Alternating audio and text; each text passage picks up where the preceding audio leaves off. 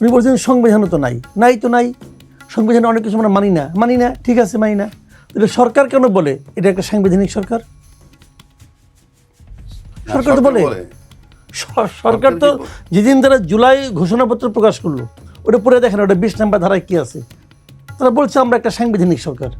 হ্যাঁ বলছে বলছে, দেখেন আপনি এখন যদি বলে থাকে আমি একটা সাংবিধানিক সরকার, তাহলে তো আমার দায়িত্বটা কি? আমার দায়িত্বটা সংবিধানটাকে সমুন্নত রাখা। তাহলে সরকার যদি না বলতো আমাকে কোনো আপত্তি ছিল না। সরকার যদি বলতো অন্য সামরিক শাসকদের মতো যে আমি সংবিধানকে স্থগিত করে দিলাম, দিয়ে তারপর তারা তাদের মতো কাজ করতো, যা ইচ্ছা তাই করতে পারতো, যে নাকি জিয়াউর রহমান করছে, এরশাদ করছে, তো ওটা তারা বলে নাই কেন? তারা বলছে যে আমি একটা সাংবিধানিক সরকার। এখন বলতেছে পিপুলস উইল, খুব ভালো কথা, পিপুলস উইল অবশ্যই ইম্পর্টেন্ট। পিপুলস উইল যে গণভোট, এটা আপনি পাইলেন করে পাই? বলেন যে না ঐক্যমত্য কমিশনের রাজনৈতিক দলগুলো মিলে আমরা বলছি। এখানে কয়টা দল ছিল? 25-26টা দল। তার বিশাল বিতর্ক তো এই যে আমাদের এখানে তো কিছু হয় নাই, তো আমি ওটা বলতেছি আমাদের এখানে নিবন্ধিত দল যখন তারা ছিল তখনই ছিল 52টা, তো অর্ধেক তো নাই এখানে। সেই তো কথা, তো হইলো কি? কেমন হইলো? আপনি জাতীয় ঐক্যমত্য করছেন, কি ঐক্যমত্য করছেন? যদি বলতেন পলিটিক্যাল পার্টিগুলির ঐক্যমত্য, আমি কিছু বলতাম না। আপনি বলছেন জাতীয় ঐক্যমত্য। জাতি কাকে বলে? সমস্ত পলিটিক্যাল পার্টি যারা মেম্বার তারাই কি জাতি? এই জাতিতে আর কেউ নাই যারা কোনো রাজনীতি করে না? আর নাই। বিএনপি, আওয়ামী লীগ, জামাত, এই 3 দলের যত কর্মী সমর্থক আছে যোগ করলে 1 কোটি হবে না। যদি কর্মী সমর্থক ধরি যোগ করলে 1 কোটি হবে না। এর বাইরেও তো অনেক লোক আছে যারা নাকি এদেরকে ভোট দেয়, ওরা আবার 5 বছর পরে আরেকজনকে ভোট দেয়, এই জন্যই তো 5 বছর পর দল চেঞ্জ হয়, গভর্নমেন্ট চেঞ্জ হয়, ওইগুলো তো ফ্ল্যাকচুয়েট করে। ওরা কি জাতির পার্ট না? এটা জাতীয় ঐক্যমত হয় কেমন করে? আচ্ছা ঠিক আছে, আপনি বিএনপিটা আওয়ামী লীগের আর রাখবেন না, আওয়ামী লীগের রাজনৈতিক কর্মকাণ্ড রাখবেন না, রাখেন না। আওয়ামী লীগ রাজনৈতিক কর্মকাণ্ড নাই, আওয়ামী লীগের মতামত আছে। এই জাতীয় ঐক্যমত তখন হইতো যদি এখানে আওয়ামী লীগকে আপনি ডাকতেন। আওয়ামী লীগ তো আপনি নিষিদ্ধ করেন নাই, রাজনৈতিক কর্মকাণ্ড নিষিদ্ধ করছে, ঠিক আছে, তারা রাজনৈতিক কর্মকাণ্ড মিছিল মিটিং কিচ্ছু করবে না। তো ঐক্যমত্যে মিটিংয়ে তারা আসতে পারতো, আসলো না কেন? ডাকলেন না কেন? আচ্ছা বাদ দেন, আওয়ামী লীগ আলাপ বাদ দেন, জাতীয় পার্টিকে ডাকলেন না কেন? জাতীয় পার্টিকে তো আপনি নিষিদ্ধও করেন নাই। তাদের পার্টিগুলো তাদের মতামত কোনো মূল্য নাই, তাদেরকে ডাকলেন না কেন? বাদ দেন, জাতীয় পার্টির স্বৈরাচারের দোষ ছিল। কাদের সিদ্দিকীর জনতা পার্টিকে ডাকলেন না কেন? বলেন, কাদের সিদ্দিকী যে পার্টি, ও তো স্বৈরাচারের দোষ ছিল না, তো ওই ডাকলেন না কেন? তার মানে আপনি সিদ্ধান্ত দিচ্ছেন যে আমি মনে করি এই দলগুলো ফ্যাসিস্ট। আপনি কেন মনে করেন? আপনি কি ভিত্তি? আপনি ব্যাখ্যা করবেন না, ওকে ফাইন। তারপরে যদি আমি প্রশ্ন করি আপনি কে মনে করার? এই অথরিটি আপনাকে কে দিল? কিসের দিল অথরিটি? কিসের জাতীয় ঐক্যমত্য? আপনি আপনার পছন্দের লোকগুলিকে নিয়ে বিদেশ থেকে একজন লোক আমদানি করছেন, মহাজ্ঞানী, সে মহাজ্ঞানী এসে সবাই ক্লাস দেয়। আমি তো বলি ওটা সবাই পলিটিক্যাল পার্টিগুলিকে রিমান্ডে নিয়ে প্রতিদিন সকালবেলা খাওয়াই দাওয়ায় আলাপ সালাপ করে দেয়। এই পলিটিক্যাল পার্টিগুলি কোনো মেরুদণ্ড নয় আমি মনে করি। এই পলিটিক্যাল পার্টি বিএনপি, জামাত, যতগুলি পার্টি এদের কোনো মেরুদণ্ড আছে বলে আমি মনে করি না। আমি জাতি হিসাবে, দেশের একজন নাগরিক হিসাবে এদের কর্মকাণ্ড, এদের আচরণ, কথাবার্তা পলিটিক্যাল পার্টির আমি খুব লজ্জিত যে এরা আমাদের পলিটিক্যাল পার্টি। একটা আমেরিকা, আপনি এখন আলিয়ার নাম দিয়ে আপনি গুগলে সার্চ দেন, দেখেন কি আসবে আমেরিকান পলিটিক্যাল সায়েন্টিস্ট আলী রিয়াজের নাম। আপনি এখন গুগলে সার্চ দিয়ে দেখেন, আমেরিকান পলিটিক্যাল সায়েন্টিস্ট এসে নিয়ে আমাদের সমস্ত পলিটিক্যাল পার্টিগুলিকে রিমান্ডে নিয়ে প্রতিদিন আলাপ করে, আর হাসি মুখে খাওয়া দাওয়া করে চলে আসে। এতে কোনো মেরুদণ্ড আছে? আমি বললাম যে এই পলিটিক্যাল পার্টিগুলোর কোনো মেরুদণ্ড আছে? ইউনূস সাহেব যখন ওত নেন তখন তিনি কি বলছেন? আমি অন্তর্বর্তীকালীন সরকারের প্রধান হিসাবে শপথ করিতেছি যে সংবিধান সমুন্নত রাখব। কোন সংবিধান? ওই যে সংবিধানটার কথা আমরা বারবার বলি, ওটার ভিত্তিতে অন্তর্বর্তীকালীন সরকারের কথা আছে, তার নাম আছে, ওখানে শুধু নির্বাচিত প্রধানমন্ত্রীর কথা আছে, ওটার ভিতরে তত্ত্বাবধায়ক সরকারের কথাও নাই। যার নাম ওখানে নাই সে ঢুকবে কিভাবে? এই তর্ক আমি বহু করেছি। যার নাম, যে সরকারের নামটা ওখানে নাই, উনি কোনটা করছেন? অন্তর্বর্তীকালীন সরকারের অন্তর্বর্তীকালীন সংবিধান, যেটা ওনার মগজ দিয়ে বেরোয় এবং সবাই সেটা মানতেছে। কেউ তো দ্বিমত করেনি। রাজনীতিবিদরা কি একবারও বলেছে, ওনার সাথে যখন বসা শুরু হইলো 6-7 মাস যাবত, তখন কি একবারও বলেছে আপনি কিন্তু সংবিধানের বাইরে চলে যাচ্ছেন, 190 দিন 180 দিনের মধ্যে সর্বোচ্চ নির্বাচনের করাতে হয়, আপনি কোন সংবিধানে যাচ্ছেন কেউ প্রশ্ন করছে? করেনি। উনি বলছেন অন্যান্য দল ডাকা উচিত ছিল, উনিও বলছেন অন্যান্য দল ডাকা উচিত ছিল, আমি দ্বিমত করছি না। কিন্তু রাজনীতিবিদ যারা উপস্থিত ছিল তারা কি একবারও বলেছেন এত নিবন্ধিত দল তাদেরকে ডাকতেছেন না, তাদেরকে ছাড়া আমরা বসবো না? Why do you count Yunus? ওই সরকারকে আমি এত মূল্য দিচ্ছি কেন? ডাকলে আমি যাচ্ছি কেন? কি কারণটা কি? যারা যাচ্ছে দামি বড় দু একটা দল ছাড়া অন্য যারা যাচ্ছে তারা তো সব গিয়ে পুলকিত, আমি যাচ্ছি, আমি সংস্কারে আছি। রেস করলো না কেন সবাইকে? যে ওদেরকে না আসলে আমরা যাব না। আপনাকে রেস করতে নিষেধ করছিল কি আমি জানতে চাই। 3 নম্বর আসেন, একটা কথা বলছে ভাই, আরেকটা কথা বলছে যে অন্যান্য লোক ডাকে নাই কেন। ইয়েস কারেক্ট, আমি একমত। আপনি বিজনেস কমিউনিটি আছে, মিডিয়া কমিউনিটি আছে, প্রফেশনাল আছে, লয়ার্স আছে, ডাক্তারস আছে, সবার একটা কমিউনিটি আছে, আপনি রিপ্রেজেন্ট তাদেরকে নেওয়া উচিত ছিল।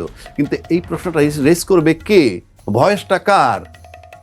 এই 3 জন 6 জন 9 জন উপদেষ্টা সরকার, নাকি রাজনীতিবিদ যারা গেছে, যারা দেশটাকে গঠন করতে গেছে তাদের? আজকে পর্যন্ত কিন্তু 8 মাস বসলো, রেজাল্ট কিন্তু 0। গণভোট হইলে যদি গণভোট পাশ করে তাইলে কিছু একটা আসতে পারে জুলাই সনদ, নাহলে জুলাই সনদ কিন্তু 0 আজকে পর্যন্ত। 3 নম্বর আসেন, রাষ্ট্রপতি ওত দিলেই সেই সংবিধানে, ওই সংবিধানে সরকার ঢোকে না। রাষ্ট্রপতি যদি বলতো প্রধানমন্ত্রী হিসেবে তোমার ওত দিতেছি, তাইলে ওইটার ভিতরে ঢুকতো। এইবার আসেন কল্পনা। এখন একটা সম্পূর্ণ নতুন সংবিধান যদি হয়, কল্পনা করতেছি একদম সম্পূর্ণ নতুন, মনে করেন কিছু নেই, আগের সব বাদ, আমরা নতুন এই সংবিধানে যে প্রধানমন্ত্রী হবে তাকে ওত দিবে কে? এই নতুন সংবিধান যদি একটা বানায় অ্যাবসলুটলি, তাকে ওত দিবে কে? ওই রাষ্ট্রপতি। তাহলে কি তাকে ওত দিলে ওই সংবিধানে ঢুকতে পারবে সে? তার মানে রাষ্ট্রপতি ওই চেয়ারটা আমাকে ওত দিতে বাধ্য বিধান মোতাবেক। কাজে রাষ্ট্রপতি ওত দিলে আমি সংবিধানে ঢুকে যাচ্ছি, দ্যাট ইজ নট কারেক্ট। এবং ফাইনালি যে রেজাল্টটা হইলো, আমরা যে সংস্কারের আলোচনা দেখলাম, যে সমস্ত রাজনীতিবিদরা বসলো, যাদেরকে বাদ দিল, 2 ভাইয়ের কথা থেকে আমি নিচ্ছি, সবাই বাদ দিলে এটা কিছুই হয় নাই। তাহলে কি আমাদের তাহলে তো কিছুই মানা উচিত না? তাহলে নির্বাচনের কি হবে? কোথায় যাচ্ছি? ওই কয়টা লোকের প্রতিনিধিত্ব আমরা মেনে নিচ্ছি কেন? এই সব কিছু মিলে এলে তো আপনি এখনো শঙ্কার মধ্যেই আমরা আছি, নাকি অন্য কিছু? জি, ধন্যবাদ আপনাকে। জনাব মাসুদ কামাল, একটু আসতে চাই, শঙ্কার মধ্যে আমরা এখনো আছি। নির্বাচন নিয়ে তাহলে জেনোসাইডের শঙ্কা কেন করছিলেন জামায়াতে আমির ডক্টর শফিকুর রহমান? আপনি নিশ্চয়ই শুনেছেন তার বক্তব্য। না, উনি কেন করেছেন এটা উনি বলতে পারবেন, ওটা তো আর আমি বলতে পারবো না। আর একদিন কথা হয়েছিল না এই জেনোসাইড নিয়ে? হ্যাঁ, ওটা উনি বলছেন, আমি কেমন করে বলবো? তবে আমি একটা ধারণা করতে পারি, আমি আমার মতো ধারণা নাও মিলতে পারে ওনার সঙ্গে। ধারণাটা কি, দেখেন আমি নিজে কিন্তু প্রথমত আগেও বলেছি আমি গণভোটের পক্ষে ছিলাম না। তারপর যখন গণভোট হচ্ছে আমি এটা বিরোধিতাও করি না কেন? ভাই তো হচ্ছে, আমি বিরোধিতা করার কে? আমি একা ফিরে দিতে পারবো না। আমি মতামত দিতে পারি, ওটা আমি আগে দিয়েছি। আবার যখন হচ্ছে তখন আমি যখন গণভোটটাকে মেনে নিলাম যেটা হবে অবধারিত, এটা আমার নিয়তি, তখন আবার 2টা দাবি উঠলো। একটা হলো জামাতরা বললো তারা এটা নভেম্বরে চায়, বিএনপি বললো তারা এটা নির্বাচনের দিন চায়। এই সময়ে কিন্তু আবার আমি বিএনপির পক্ষে গেছি। আমি মনে করি এটা হইলে ইলেকশনের দিনই হওয়া উচিত। কেন বলেছি সেটাও আমি বলি। যদি নির্বাচনেরটা যদি আগে হতো, যদি গণভোট যদি নভেম্বরে হতো, প্রবলেমটা কী হতো, এই গণভোটে ভোট পড়তো খুবই কম ভোট পড়তো। এই কারণে পড়তো যে ধরেন আমাদের দেশে মানুষের ভোটিং প্যাটার্নটা কি, প্রত্যেকটা প্রার্থীরা কিন্তু যে ভোটার নিয়ে আসে, প্রার্থীরা মানুষকে উদ্দীপ্ত করে আসেন ভোট দেন, এবং প্রার্থীরাই অনেক সময় ধরে বান্ধব নিয়ে আসে, রিক্সায় করে নিয়ে আসে, অনেক কিছু করে। পাশাপাশি লোকজন প্রার্থীদের এজেন্ট থাকে, তারা যে ভোটারদের নিয়ে আসে। গণভোট যদি হইতো সেখানে কোনো প্রার্থী থাকতো না। তো ওই এমপি ইলেকশন যিনি করতেন যে পার্টির হোক, ওনার গণভোটে তার কোনো মাথা ব্যথা নাই। তার মাথা ব্যথা হলো আমি আমার ভোটারকে আমাকে ভোট দেওয়ার জন্য আমি কীভাবে নেব। সেই ভোট যদি ফেব্রুয়ারিতে হয়, নভেম্বরে সে বাড়তি পয়সা ইনভেস্ট কী কারণে করবে? কেউ করবে না, ভোট কম পড়তো। আর উদাহরণটাকে আমি বলি, আমাদের এখানে তো 3টা গণভোটের মধ্যে হয়েছে। একটা হলো জিয়া রহমান সাহেব করছে 77-এ, একটা এরশাদ সাহেব করছে, আর একটা আমাদের শাহাবুদ্দিন সাহেব করছে। ধরতে গেলে জিয়া রহমান এবং এরশাদ 2টা হলো সামরিক শাসনের আন্ডারে হয়েছে, তখন কোনো পার্লামেন্ট ছিল না, কিছু ছিল না। তারা তাদেরকে বৈধতা দেওয়ার জন্য এই গণভোটগুলি করছে।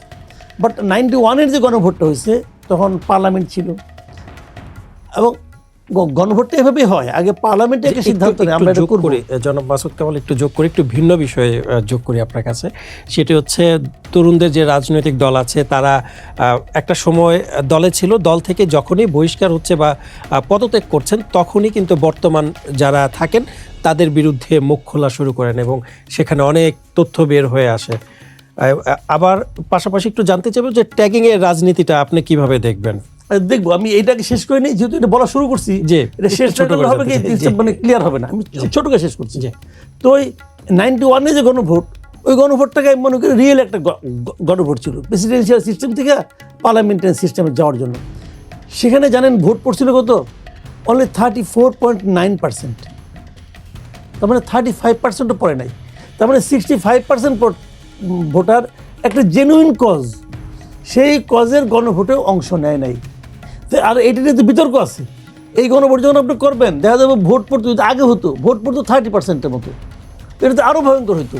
যে কারণে ইলেকশনের দিনই ভোট হওয়াটা ভালো। কিন্তু সমস্যা যেটা হয়েছে, যখন ইলেকশনের দিন ভোট হবে তখন কিন্তু বিভিন্ন প্রতিদ্বন্দ্বী প্রার্থীরা থাকবে, তাদের মধ্যে মারামারি হতেই পারে। তখন সেটা কী হবে, ওই মারামারি রেস কিন্তু গণভোট হয়ে যেয়ে পড়বে। হয়তো এই জন্য উনি বলেছেন, যাকে আমি সংক্ষেপে এটা শেষ করলাম। আর আপনি যেটা বলছেন, এটা হলো বাংলাদেশের একটা সাধারণ নিয়ম। আপনি দেখবেন যে স্বামী স্ত্রীর মধ্যে যখন ডিভোর্স হয়ে যায় না, ডিভোর্সের পরে ওই স্ত্রী কিন্তু বলতে থাকে তার স্বামী কত বড় খারাপ, তার স্বামী কত বড় লুচ্চা, তার স্বামী কত মদ খায়, তমুক তমুক। তার সঙ্গে কিন্তু সংসার করছে 15 বছর, তখন কিন্তু বলে নাই। যেই সারাসারি হয়ে গেল তখন তার সমস্ত গুণাবলী বাড়িতে থাকে। এটা স্বামীর দিক থেকেও স্ত্রীর ব্যাপারে, স্ত্রীর দিক থেকেও স্বামীর ব্যাপারে। এটা কমন একটা প্র্যাকটিস আমাদের দেশে আর কি। তো এইটাও এখানে একসঙ্গে একদিন ছিল, কোনো সমস্যা ছিল না। যেই বাইরে গেল তখন তার সমস্ত গোপন কাহিনী বলা আরম্ভ করে। আর আমরা যারা সাধারণ মানুষ, অথবা ধরেন আমি যখন সাংবাদিক, আমরা কিন্তু এটা খুব এনজয় করি। আমি এনজয় করি কেন, যে ওর তো আসলে ভেতরের খবর জানে, ওটা তো আমি জানতাম না। আমি যখন রিপোর্টিং করতাম তখন প্রায় আমার কাছে অনেক লোক আসতো। আসলে পরে ধরেন এক পক্ষ আসলো, কয়েকদিন পরে আরেক পক্ষ যখন শুনলো যে এই পক্ষে গেছে, সেই পক্ষে বলে ভাই আমারও কিছু বলার আছে। আমি বলতাম ভাই আসেন। তখন আমার অনেক কলিগ বলতে তুমি দুই পক্ষ, তাদের প্রতি তো আমাদের একটু এক্সপেকটেশন বেশি ছিল। না, আমি বলি আপনাকে কোনো এক্সপ্রেশন ছিল না কারোর প্রতি। আমি বলি আপনাকে শুনুন, যখন আরেক পক্ষকে ডাকতাম কেন, যে ও আবার ওর বিরুদ্ধে কিছু বলবে। তো দুই পক্ষ মিলাইয়া আমি যখন একটা মানে সিদ্ধান্তে আসতে পারতাম যে আসলে ঘটনাটা কি। এখানেও তাই হচ্ছে, কিন্তু যে বাইরে যে বলতেছে সে হচ্ছে এটা বাড়াই বলতেছে, কিন্তু এটা একেবারে ভুয়া না। আমাদের এখানে পলিটিক্যাল পার্টিগুলোতে এই লেনদেনের ঝামেলা নিয়েই কিন্তু বিরক্ত হয় এবং বহিষ্কার, পাল্টা বহিষ্কার হয়। কাজেই তাদের প্রতি যে আপনার প্রত্যাশা বেশি ছিল, ওটা ছিল আবেগ, বুঝছেন? কারোর প্রতি হয়তো না জানি না, প্রত্যাশা করাটা আবেগ ছাড়া আর কিছু না। ওই সম্বন্ধে আমরা কী জানতাম বলেন? কিছুই জানতাম না। ওদের প্রতি আমাদের একটা মায়া ছিল যে এরা চাকরি বাকরি পাচ্ছে না, এরা এই কোটার কারণে মানে কম্পিটিশনে অংশ নিতে পারছে না, তারা হলো সব মেধাবী। এটা একটা আবেগ ছিল রে ভাই। বাস্তবে দেখা গেলো এদের মেধার 90% হলো গিয়ে লুটপাটের জন্য। আপনি দেখেন এই এনসিপি একটা পার্টি করছে, এনসিপি পার্টি যারা লিডার আছে ভাই, এদের চাল চলন জীবনযাপন দেখেন। আপনাদের এখানেও আসে অনেক এনসিপি লিডার, দেখেন তো কী গাড়ি নিয়ে আসে, কী গাড়ি নিয়ে আসে দাদা, আসে তো ওদের ইনকামটা কি? চাকরি করে ভাই। টাকা তো আর আসমানি উপায় আসে না। আসমানি উপায়ে জ্ঞান আসতে পারে, ওহিও আসতে পারে, টাকা আসে না। আসলে পরে আমাদের নবী খেজুর খেয়ে রোজা রাখতো না, আল্লাহ তার বন্ধুর জন্য একটা খেজুর পাঠাই দিত, ঠিক আছে খাওয়া দাওয়া করো। ভাই এটা হয় না, আসে কোত্থেকে? জীবনযাপন দেখেন না। ওই আগে একটা কথা বলা হতো যে প্রেম এবং সিগারেটের ধোয়া নাকি গোপন রাখা যায় না। ধন্যবাদ।